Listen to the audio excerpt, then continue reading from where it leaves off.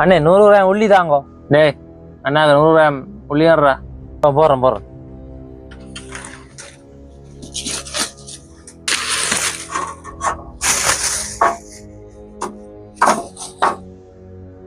முதலாளி 50 கிராம் கூட கிடக்கு.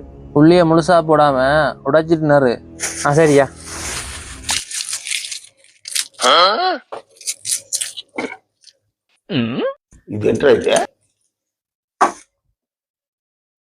முதலாளி 5 கிராம் கூட கிடக்கு. 5 கிராம் தானே கடை கொடுப்பா. சரியா. இந்தாங்க உள்ளி.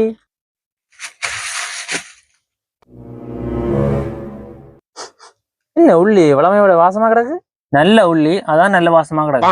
அப்படியே பாப்போம்.